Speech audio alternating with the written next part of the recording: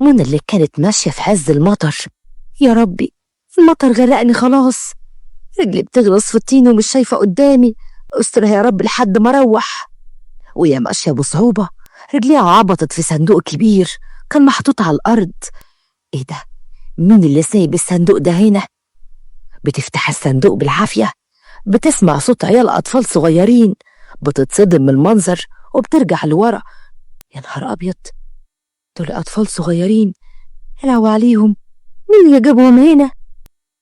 بتشيل واحد في حضنها والتاني بتحاول تسنده بإيديها على التانية. زينب بنت منى الصغيرة اللي كانت بتتكلم. ايه دول يا ماما؟ ولاد مين دول؟ وايه اللي جابهم هنا؟ وفين مامتهم؟ مش عارفة يا بنتي، دول توأم، بصي جسمهم عامل ازاي، بيرتعشوا من البرد يا حبايبي، لو فضلوا اكتر من كده هيروحوا فيها. احمد ابن منى الكبير اللي اتكلم. طب نسيبهم يا ماما ونمشي، يمكن اهلهم يجوا ياخدوهم. ازاي اسيبهم؟ انتوا مش شايفين انهم هيروحوا من البرد؟ لا ما ينفعش، لازم ناخدهم ونوديهم المستشفى حالا. زينب اللي كانت بتتكلم مع مامتها وبتتكلم باستفسار. طب وهنعمل ايه فيهم؟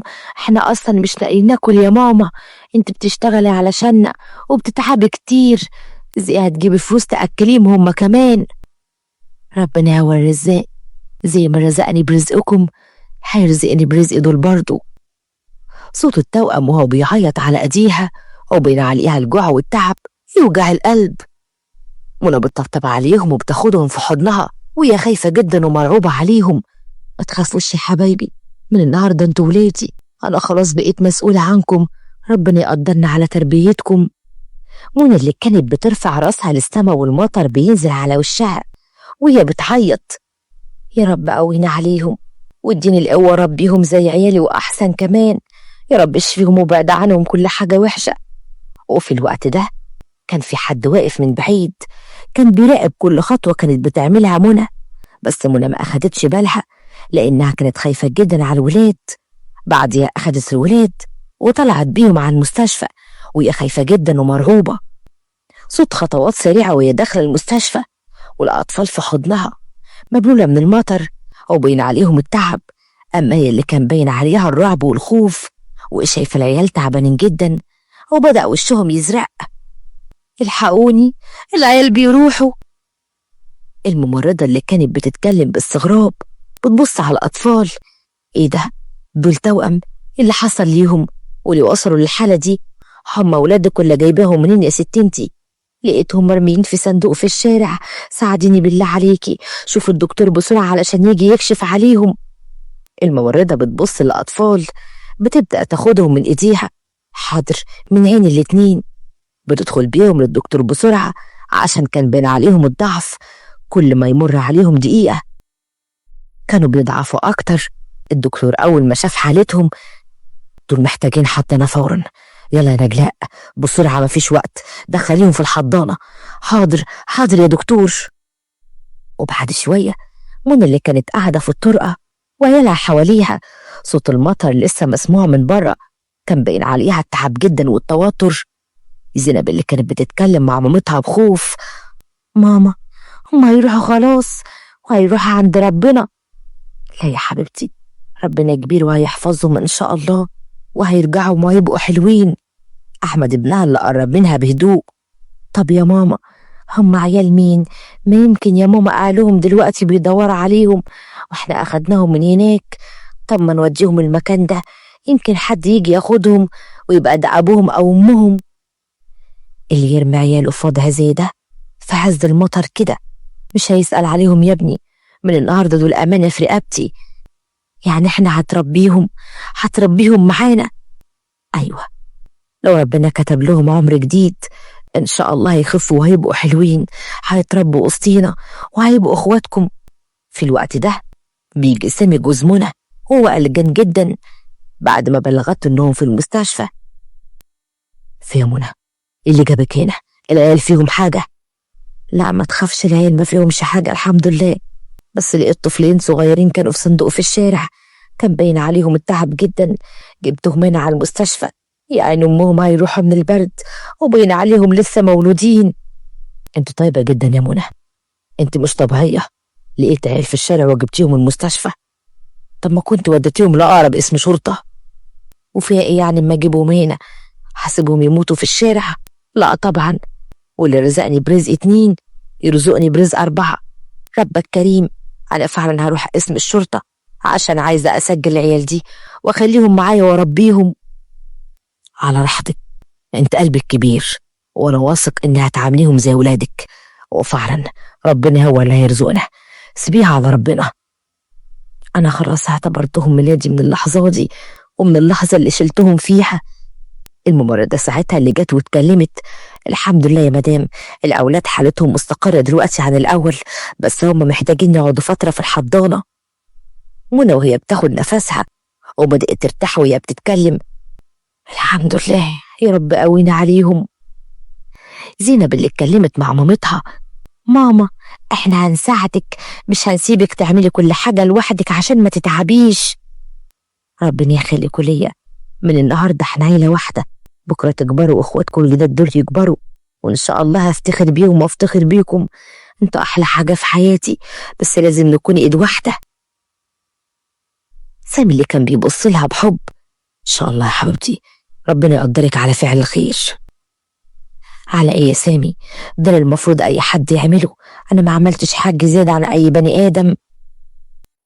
والله ابدا، ده انت ملاك ونازل من السما، ما فيش حد ظروفه زي ظروفك ويرضى يا رب عيال ما يعرفهمش. ولا ملاك ولا حاجة، احنا اتربينا على كده، وهم يعيني عليهم الدنيا وجت عليهم، يبقى احنا والزمن. يلا بقى عشان ادخل اشوف العيال، وبعد كده نروح ونبقى يعني نجيلهم الصبح. منى اللي دخلت وشافت العيال، بعد كده اخدت ولادها وراحت البيت، وتاني يوم راحت الاولاد المستشفى. كانت حالتهم بدأت تتحسن شوية، بس الدكتور قال لها لازم يقعدوا على الاقل اسبوع في الحضانة. بعد مرور الاسبوع راحت اخدت الطفلين. طبعا كان جوزها بلغ قبلها في اسم الشرطة ان هم لقوا طفلين في الشارع واتكفلوا بيهم، واخدوهم على البيت عشان يربوهم مع اولادهم. وبيت منى بعد ما العيال رجعوا من المستشفى، منى اللي كانت قاعدة على الكنبة وشايلة التوأم، واحد في حضنها والتاني في سرير صغير جنبيها، وزينب اللي كانت بتناولها الببرونة، واحمد بيضحك وبيحرك ايد البيبي بايده. خدي يا ماما، الببرونة دافية زي ما قلتي لي عاملها لك بالظبط. منى اللي كانت فرحانة وبتبتسم ليها: تسلمي لي يا بنتي، انتي بقيتي كبيرة يا زينب، ربنا يخليكي ليا يا ضنايا. بصي يا ماما، ماسك صباعي ومكلبش في ازاي. منى اللي كانت عينيها بتلمع من الفرحة: حبيبي، ما هو بقى اخوك خلاص يا حبيبي، بيحبك يا احمد، ربنا يخليكوا ليا يا اولادي وما يحرمني منكوا ابدا. الولاد بصوا لبعض وضحكوا، اما منى عينيها بتتملي بدموع الفرحة. بيدخل سامي من الباب وشايل شنطة، باين عليه التعب بس على وشه ابتسامة عريضة: مساء الخير، عاملين ايه يا ولاد؟ ايه اخباركم النهارده؟ احمد وزينب جريوا عليه وسلموا عليه وكانوا فرحانين جدا ان ابوهم راجع من الشغل. اخبارهم ايه؟ الضيوف الجداد؟ يكون حد زعلهم؟ ضيوف ايه بس، دول بقوا اصحاب البيت. سامي بيقعد جنبيها وبيحط الشنطة اللي في ايده جنبيها: ماشي يا ست الكل، بصي انا جبت لهم لبن مخصوص، وجبت لهم حفاضات، جبت لهم شوية لبس عشان تقدروا تغيري لهم. لبن؟ انت جايب للأطفال لبن؟ معقولة يا سامي؟ ايوه، انا هسيب العيال كده من غير اكل، دول محتاجين رعاية وتغذية كمان، الدكتور قال يا منى. بس يا سامي انت عمرك ما كنت كده، يعني حتى اولاد اخواتك اتحايلت عليك كذا مرة تروح تزورهم وتساعدهم، وانت كنت بتقولي ما ليهم اب، اللي خلاك تهتم بالعيال ومش عيالك، وايه يعني الصلة اللي ليك بيهم اصلا؟ قلبي اتفتح ليهم يا منى، وكمان دول سبب رزقي، يمكن ربنا بعتهم لينا عشان يرزقنا برزقهم، وصراحة ربنا وسع علينا من وقت ما دخلوا بيتنا، ودينا بناخد ثواب يعني في تربيتهم. ربنا يرزقك يا حبيبي ويوسع رزقك ويديك يا رب.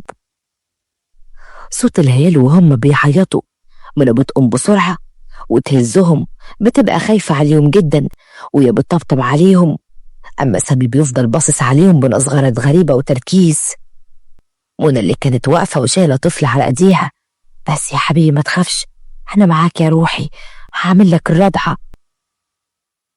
سامي اللي كان بيتكلم بصوت واطي وكأنه بيتكلم مع نفسه: ربنا يديك على قد نيتك، ما يحرمنيش منك أبدا، ويا رب يفضل السر مستخبي لحد آخر يوم في حياتنا، ما فيش حد يعرفه أبدا، لأن لو عرفتي هيبقى كده كلنا انتهينا.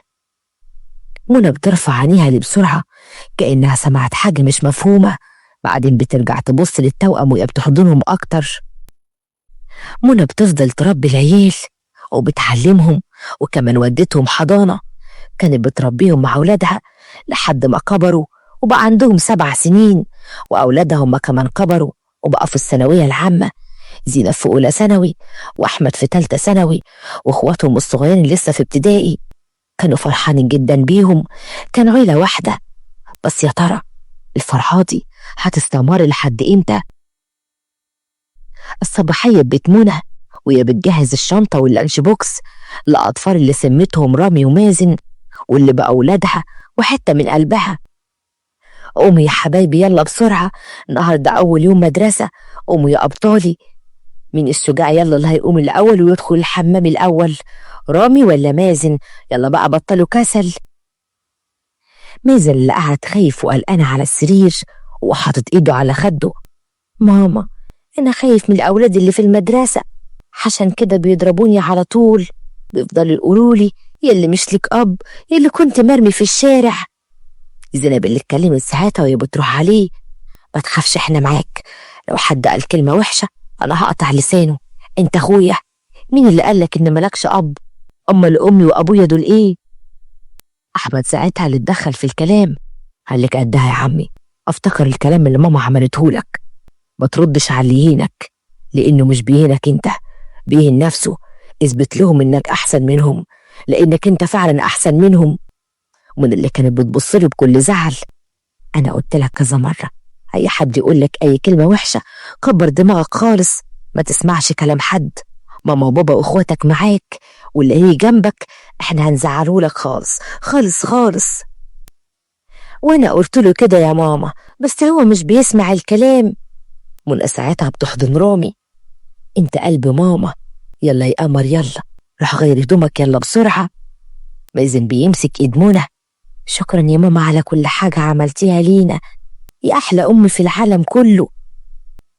إيه شكرا دي ياض، قوم يا ولد يلا على الحمام بسرعة غير هدومك، يلا علشان المدرسة، أنا رايح أحضر لكم السندوتشات. فعلا منى خرجت وراحت على المطبخ، حضرت الأكل، الأولاد لبسوا وأخواتهم الكبار ساعدوهم، بعد كده أخدتهم ونزلوا علشان يروحوا المدرسة. وأثناء ما هم ماشيين في الشارع، الجيران اللي كانوا قاعدين على المصاطب وكل واحدة بكلمتها: ربنا يكون في عونك يا منى، شفتي يا اختي ربة عيال وهم اصلا مش عيالها، وعماله تدلع فيهم وتجيب لهم اللي هم عايزينه، كانت المفروض المصاريف اللي صرفتها على عيالها وكانت ودتهم اي ملجأ، ده كانوا هناك هيعملوا لهم كل حاجه. ايوه والله، بس منى قلبها طيب، وربنا رزق جوزها من واسع وسع عليه. شوفي يا اختي عملت ايه مع العيال، ربنا يديها على قد نيتها بقى. منى اللي كانت سامعة كل كلمة بتتقال بس ما كانتش راضية تقف، لأنها كانت خايفة جدا على مشاعر العيال، راحت بيهم على المدرسة. أول ما وصلت المدرسة راحت عشان توصل الولاد لحد الفصل بتاعهم. وهنا جوه في الفصل المسهال اللي كانت بتتكلم: بس بقى يا ولاد صوتكوا وطوه شوية، في يا أبطالنا، تعالوا عرفونا بنفسكوا. مازن اللي كان بيتكلم بخجل: اسمي مازن وده اخويا رامي. العيال التانية كانت بتبص لهم، وفي ولد اسمه كريم بيبتسم بطريقة مش لطيفة. بص ساعتها كريم لمازن واتكلم: شعرك وحش قوي وشكله غريب. طب وايه الغريب في شكله بقى؟ منى اللي كانت واقفة مع الولاد ساعتها: في يا ولد منك ليه، هو انتوا ازاي بتكلموهم كده؟ في يا مس، انت سايب الولاد بتتكلموا كده ليه؟ ازاي سايبوهم مع بعض كده؟ بس يا ولاد عيب كده، انتوا ازاي تتكلموا كده مع اصحابكم؟ مش عايزة اسمع صوتكم، اتفضلوا كل واحد على التختة بتاعته، وبعد كده هنشوف اللي هيحصل دلوقتي. بصت ساعتها لمنى: أسفل حضرتك، معلش، أطفال صغيرين. ربنا يهدي يا رب، بس خلي بالك يا مس إن الأطفال عشان هادين جدا ما كانوش بيطلعوا بره، ملهمش يعني أي احتكاك بالناس كتير، مش بيعملوا أي مشاغبة ولا ليهم في أي مشاكل. حاضر من عين الاتنين، اتفضلوا يا ولاد. منى بتروح على البيت، بتوصي ولادها الكبار على اخواتهم، لأن المدرسة من أولى ابتدائي لحد ثانوي وكلهم مع بعض. لكن الموضوع مش بيتقفل على المشكلة الصغيرة اللي كانت في الفصل. وفي الفسحة الأولاد بيبدأوا يتجمعوا ويتخانقوا مع بعض.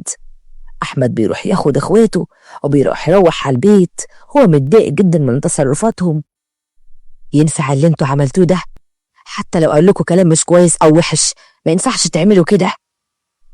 منى اللي كانت بتبص بعينيها اتجاه صوت ابنها، مين اللي يقدر يقول عليهم كلام وحش وليه اتخانقوا أصلا؟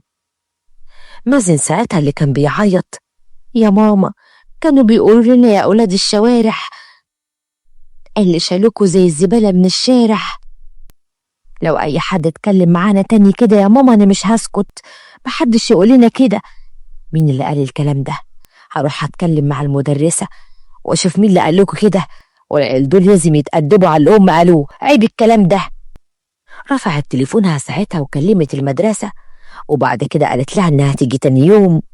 وفعلا راحوا ثاني يوم على المدرسة، بتيجي الأطفال وبدأوا يتكلموا. وطبعا الموضوع اللي حصل مع مازن ورامي هو تنمر. بتقابل أولياء الأمور وبتتكلم معاهم، لأن المدرسة كانت طالبة أولياء أمور، وبالفعل حضروا. مامة كريم اللي كانت قاعدة وبتتكلم مع منى: يا منى احنا مش ضدك، العيال ما قالوش حاجة غلط، هما كانوا بيسمعوا الكلام ده من الشارع، ما كانش قصدهم يعملوا حاجة أو يقولوا حاجة مش كويسة. حتى لو بيقولوا الكلام ده مش من حق أي حد إن هو يضايقهم أو يجرح مشاعرهم. انت عندك ولاد، يرضيك اللي حصل فيهم يحصل في ولادك؟ أم كريم ساعتها ردت عليه وبتحضن ابنها وخايفة عليه جدا: لا طبعا ما يرضنيش، عشان كده حقكم على حبايبي، ما تزعلوش مني. يلا يا كريم قول لهم أنا آسف واعتذر ليهم. كريم ساعتها اللي راح عليهم: أنا بعتذر منكم، مش هعمل كده تاني معاكم. المسهلة ساعتها اتكلمت: شطار يا ولاد، يلا يا ولاد كل واحد على فصله. وبعد ما الموضوع انتهي منى أخدت العيال وراحت بيهم البيت، قعدت تذاكر لولادها، كان كل همها في الدنيا إن ولادها دول يبقى أحسن الناس. وبعد مرور 10 سنين كانت قاعدة في الصالون وأولادها قدامها اللي يتبنتهم مازن ورامي، وهي بتبتسم ليهم بكل فخر وفرحانة بيهم جدا، وقلبها كان بينقط من الفرحة وهي فخورة بيهم. الله أكبر عليكم، النهاردة أول خطوة في أهم سنة في حياتكم، شدوا حيلكم يا ولادي. رامي ساعتها اللي كان بيضحك بحب: حاضر يا ماما، بس يا ريت تهدى أعصابك شوية، احنا هنرجع وهنكون كويسين وهنذاكر وهننجح زي كل سنة، ما تقلقيش يا ست الكل. أيوة يا ماما، سيبينا نذاكر على راحتنا وما تعمليش بقى علينا شرطة سرية. منى اللي كانت بتضحك وهي بتحضنهم بعد كده ضربت مازن على كتفه لأنه مشاغب زي العادة، وفجأة دخل عليها سامي وهو ابتسم ابتسامة باهتة: ربنا يوفقكم يا رجالة، عايز أشوفكم في أعلى المراتب إن شاء الله يا بابا. يلا بقى يا رامي عشان اتأخرنا قوي. طيب تمام، يلا بينا.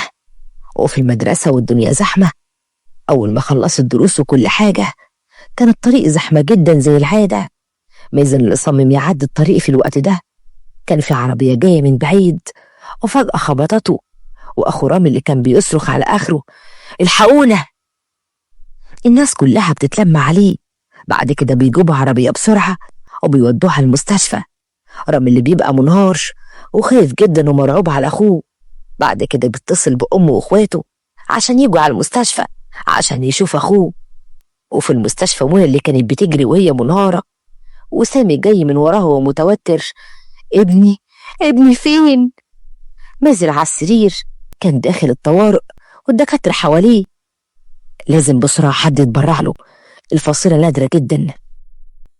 منى اللي كانت بتترجاهم: خدوا مني أنا، لازم نعمل لكم تحاليل كلكم ونتأكد إن فصيلة دمكم نفس الفصيلة، واللي هتوافق معاه هناخد منها إن شاء الله. سامي ساعتها اللي اتكلم بخوف: وأنا جاهز، يلا يا منى، اللي فصيلته هتتوافق مع الولد هيتبرع له، أهم حاجة يكون كويس. الممرضة بتاخدهم وبتحلل ليهم كلهم، الوحيد اللي فصلته ينفع إنه يتبرع عليه وهو سامي، وفعلا أخدوا منه. الممرضة اللي قالت: الحمد لله، فصيلة الأب مطابقة تماما، مطابقة مع الابن. ابنه؟ ازاي يعني؟ مش فاهمة. أيوة ابنه حضرتك، هو مش الأستاذ سامي يبقى أبو المريض. لا يا حبيبتي، هو ابننا بالتبني. الممرضة اللي كانت مصدومة: لا يمكن حضرتك، احنا عملنا للولد تحاليل كتيرة جدا، وكمان الدكتور قال الاحتمال يعوز متبرع بالنخاع عشان ينقذ حياة المريض، عشان كده عملنا تحليل لحضرتك والأب كمان، وتحليل الأب اتوافق تماما مع المريض. منى اللي بتحس الدنيا بتلف بيها بتبص لسامي اللي بيتهرب من نظراته، عينه في الأرض. سامي، يعني ايه الكلام ده؟ منى، أنا كنت ناوي أقولك من زمان بس ما قدرتش وخفت أخسرك. تخسرني؟ تخسرني ازاي؟ انت عارف أنا عشت عمري كله ربيهم واعتبرتهم زي ولادي، وقلت ولادي يتامى واكسب فيهم ثواب وحبيتهم اكتر من عيالي، وفي الاخر يطلعوا نتيجة خيانتك ليا.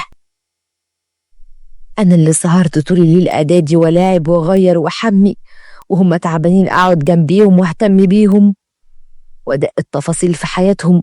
انا اللي كنت بجري بيهم على المستشفيات، انا اللي عانيت بيهم، وفي الاخر يطلعوا نتيجة خيانتك ليا. ايه السفالة دي؟ انت ازاي قدرت تعمل معايا كده؟ سامي بيحاول يقرب منها وبيمد ايده. منى، ارجوك افهميني، انا كنت غلطان، كنت متجوز على سنة الله ورسوله، ويا اول ما والدتهم راحت عشان كده جبتهم عندك. انا عارف انك قلبك طيب وانك هتاخديهم وهتعتبريهم زي ولادك، ما كانش ينفع اربيهم بعيد عني او احطهم في ملجأ وهم ليهم اب لسه عايش. ست تانية، ده ايه ده بجح؟ ايه البجاحة اللي انت فيها دي؟ كانت علاقة غلط، هي حملت وانا ما كنتش عارف اعمل ايه. الولدين اتولدوا، امهم راحت وهي بتولد، وانا خفت اقولك لاخسرك وتسيبيني. خفت تقولي ايه؟ انك خنتيني سنين، انك كنت عايش ومغفني، كنت بشتغل وبشقى عشان خاطر اصرف على العيال، كنت بعمل كل حاجة عشانهم. انت كنت بتعمل ايه؟ كنت بتخني بعد ده كله؟ بعد كان من موتها رحت تجيبهم لي عشان تقهر قلبي بيهم؟ حبيتهم زي ولادي، ما كنتش عارف ان ده نتيجة خيانتك ليا. مرتبك ما كانش قليل، ما ضحكت عليا وقول ان ظروفك وحشة، اشتغلت معاك وكنت بصرف على العيال وبقول اديني بساعدك، وانت كنت بتعمل ايه؟ بتصرف على الحريم بره. نفسي اعرف ليه عملت فيا كده؟ انا عملت فيك ايه وحش؟ انا كنت بشتغل وبساعدك، واللي عملت ايه معاك وحش؟ سامي دموعها بتنزل وبيحاول يمسك ايديها ويقرب منها، بس هي اللي كانت رافضة. منى، سامحيني، انا غلطت، بس هم ولادك انت قبل اي حد، انت اللي ربطيهم والام اللي ربت مش اللي ولدت ابدا. منى بتسحب ايديها: ايوه هم ولادي وانت عندك حق في دي، بس مش هقدر اسامحك. في الوقت ده الممرضة بتيجي: مدام منى، ابنك محتاجك، فأم البنج وعايز يشوفك. منى اللي كانت منهارة بس أول ما بتسمع كده بتهز راسها وبتبص لسامي. بصت له ساعتها بكل كره، بتسيبه واقف محطم وهي خارجة بسرعة على أوضة ابنها. مازن اللي كان نايم على السرير ووشه شاحب بس عينه مفتوحة، الأجهزة الطبية حوالينه. منى بتدخل بخطوات مترددة ودموعها لسه نازلة: ماما، انت فين؟ من وقت ما فقت وانا بدور عليكي. منى بتجري عليه وبتمسك ايده وبتبوسها بحرقة: لا يا حبيبي، انا هنا جنبك، مش هسيبك ابدا، انت عامل ايه دلوقتي؟ طمني. انا تعبان قوي، بس طول ما انت معايا هبقى كويس يا ست الكل. منى بتبصله، قلبها بيتقطع ومن جواها بتصرخ بقهر، وهي مش قادرة تتخلى ان احساس الامومة اتجاهها. انت ابني اللي عمره كله ليك، محدش في الدنيا يقدر يغير ضيق قلب ماما. هي اللي ماما كانت هتروح لو كان حصل لك حاجة. بعد الشر عليك يا ماما، أنا بحبك قوي، ما أقدرش استغنى عنك. دموع منى بتنزل وهي بتحضن مازن، كانت خايفة عليه جدا من الألم اللي هو فيه، وجواها بيقول لها إن مفروض ترفضه، بس رغم ده كله مش قادرة تقسى عليه ولا قادرة تبعد عنه، لأنها هي اللي ربته واعتبرته ابنها من أول دقيقة. كانت ساعتها بتتكلم مع نفسها: يا رب، ازاي أواجهه بالحقيقة؟ ازاي أقول لولادي اللي ربيتهم إنهم ولاد سامي ودي نتيجة خيانته ليا؟ أواجههم ازاي؟ أواجه نفسي؟ المفروض أعمل إيه في كرامتي اللي اتهانت واتمرمطت في الأرض، وفي قلبي اللي اتحطم، وأولادي اللي مش هقدر أسيبهم؟ منى طالعة من أوضة ابنها عينيها محمرة من العيط، حاطة ايديها على صدرها وبتكتم البركان اللي طالع من قلبها، وسامي واقف مستنيها وشكله تايه ومكسور. عايز أسمع منك كل حاجة من الأول للآخر.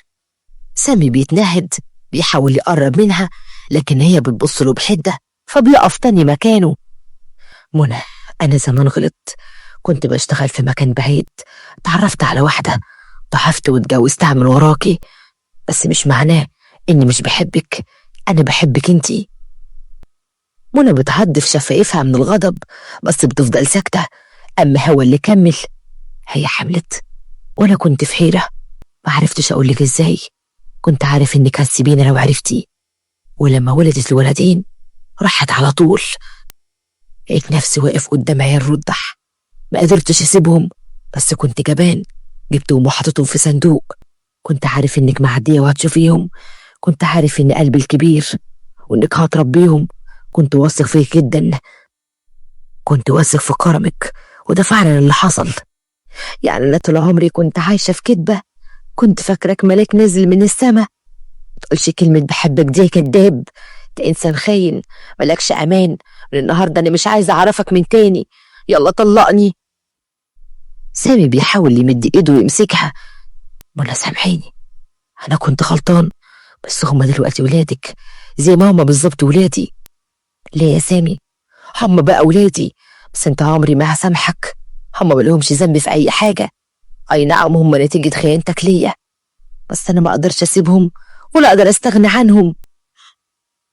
طب علشان خاطر ولادنا، عشان خاطر زينب وأحمد، سامحيني، احنا ملناش غير بعض.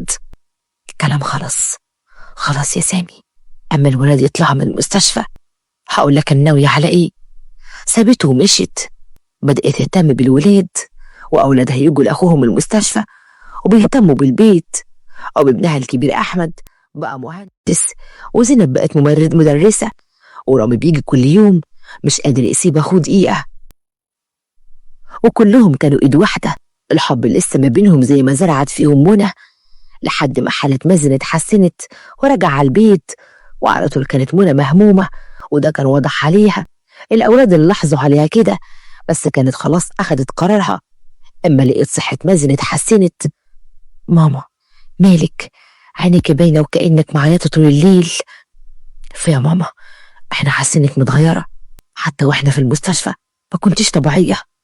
منى بتبص لهم كلهم وبعدين بتنهار: خلاص أنا ماليش مكان هنا، أنا لازم أمشي عشان كرامتي. الولاد كلهم بيقوموا مرة واحدة. مازن ساعتها اللي كان خايف عليها جدا: فيا ماما، مين اللي زعلك؟ حد عملك حاجة؟ احنا ضايقناكي؟ لا يا حبيبي، اللي حصل أكتر من الزعل، الحقيقة اللي عرفتها لازم انتوا كمان تعرفوها، بس الحقيقة صعبة. الحقيقة انكم ولاد جوزي، ولاد سامي، هو اللي عمل كده، حاول يضحك عليا وخني. بعد كده امكم راحت حطكم في صندوق ورماكوا قدامي، عشان عارف انكم مش هقدر اسيبكم، بقيت مسؤولة عنكم وحبيتكم اكتر من ولادي. زينب ساعتها اللي صرخت فجأة: يعني ايه يا ماما؟ بابا كان بيخونك؟ ايوه، امكم راحت اول ما جابتكم، بدل ما يعترف، بدل ما يقول الحقيقة، خدعني واستغل اني طيبة، عارف اني مش هقدر اسيب طفل في الشارع. رماكوا قدامي وانا قلت لنفسي ربنا رزقني بيكوا، وخلاص فرحت بيكوا أو وحبيتكوا. كان فاكر إنها هي عيشة العمر في كدبة، وإن الكدبة دي مصيرها تبان، وإن ربنا عمره ما يرضى بظلم حد أبدا. الصدمة على وشهم كلهم. أحمد بيضرب بإيده على الترابيزة. إزاي عمل كده؟ لا يا ماما، أنا مش هقدر أسكت على كل اللي بيحصل ده. يعني هو كان طول عمره بيخونك وبيستغلك كمان؟ أيوة يا ابني، خاني وضحك عليا، وانتوا كلكوا ضحايا معايا. ربنا يهديه ويسامحه، بس أنا مش هقدر أسامحه. رامي ساعتها دموعه نزلت. لا يا أمي، إحنا ولادك انت اللي ربطينا وكبرتينا، ما نقدرش نسيبك خلاص. انت أمنا وما نعرفش غيرك. مازن ساعتها بيهز راسه وهو ماسك ايديها. احنا كلنا في صفك، وانت لازم تاخدي حقك. منى بتنهار وسطيهم، والعيال واقفين حواليها، وكل واحد فيهم ماسك ايديها واللي حاضنها، وهم اللي بيبصوا ناحية أوضة سامي كأنهم مستنيين المواجهة. أحمد بينادى على أبوه، ومنى لسه قاعدة مكانها. سامي اللي بيطلع بعد كده بيعرف إن ولاده عرفوا كل حاجة. ما كانش بيفرق معاه ده كله غير إنه يطلب السماح من منى. منى، سامحيني، أنا غلطت، كنت أعمى، مش عارف إزاي اتسحبت وراثتي دي، مش عارف إزاي عملت كده فيكي. والله عمري ما حبيت ست غيرك. انت روحي، انت قلبي. روحك؟ أو في حد بيدوس على روحه برجله؟ ناقشت معاك على الحلوة والمرة، والمرة قبل الحلوة. عملت كل حاجة مفروض تشكرني عليها وتقدرني، مش تخوني. بس انت ما عملتش غير انك كسرتيني وخونتيني. سامي بيقع على ركبه قدامها ودموعه بتنزل. سامحني يا منى، انا ندمان، والله ندمان، بس اديني فرصة عشان اثبت لك اني اتغيرت. احمد بيقف قدام امه وبيرفع صوته. كفاية يا بابا، خلاص، ماما مش هتستحمل اكتر من كده. زينب بتمسك ايد مامتها. ماما ما تستاهلش كل اللي انت عملته فيها. منى بتهز راسها ببطء وبتبص لسامي. سامي، انا قلبي اتكسر والثقة اتكسرت، ما بقاش ينفع نرجع لبعض من تاني. خلاص كده، دي اخر محطة احنا وقفنا عندها. سامي بيسكت شوية وبعدين بيقول وهو بيبص في الارض. طيب، انا اللي هسيب البيت، انتوا والعيال تعيشوا فيه براحتكم. كل المصاريف هبعتها ليكوا كل شهر، ما تقلقيش، مش هتشوفي وشي من تاني. بس سامحوني يا ولادي، ويا ريت ما تنسوش ان ابوكوا. بعد كده بيطلع من البيت والولاد بيفضلوا باصينله وهما بيعيطوا. منى بتبصله بدموع نازله بحرقه ووجع كبير، وبتنهار في حضن ولادها، اما هما اللي بيطبطبوا عليها وبيحسوا انهم كسبوا اغلى حاجه، انهم فضلوا مع امهم اللي ربتهم وعلمتهم عن الحب الحقيقي. الكذب عمره قصير، والخيانه نهايتها معروفه. مهما طال الزمن ربنا بيكشف الحقيقه وبيظهر كل مقصور. واللي يفكر الطيبه سذاجه بينسى ان ربنا بيحب القلوب النقيه وبيعوضها دايما. منى كانت قلبها ابيض، ربت العيال على انها امهم، وما حسبتش يوم ان العشره والعيش والملح ممكن يتخانوا. لكن الحقيقه طلعت، واللي استغل طيبتها خسرها وخسر نفسه. والعبره ان كل خاين لنهايه، وكل مظلوم لرب مش بيسيب حقه. الرجوله مش كلمه ولا لقب. الرجوله مش انك ترفع صوتك ولا تبقى شديد في البيت على مراتك وولادك. الرجوله مش انك تجيب فلوس وبس وتفتكر انك كده عملت اللي عليك. الرجوله هي الامان، انك تكون سند لمراتك وظل لولادك وكتف يلجأوله ساعة ما الدنيا تديهم ظهرها. الراجل الصح حاول يبقى معاك على الحلوة والمرة، مش اللي يسيب مراته لوحديها تشيل الحمل وتواجه الدنيا وكأنها ضيف في حياتها. سامي وأمثاله لازم يعرفوا إن اللي بيعملوه ده مش رجولة. إنك تسيب ولادك أو تتعامل معاهم ببرود وكأنهم مش جزء منك، ده جبن مش قوة. الرجولة مش في الهروب، الرجولة إنك تواجه، إنك تتحمل، إنك تعرف إن ولادك دول أمانة في رقبتك هتتسأل عنهم قدام ربنا قبل أي بشر في الدنيا.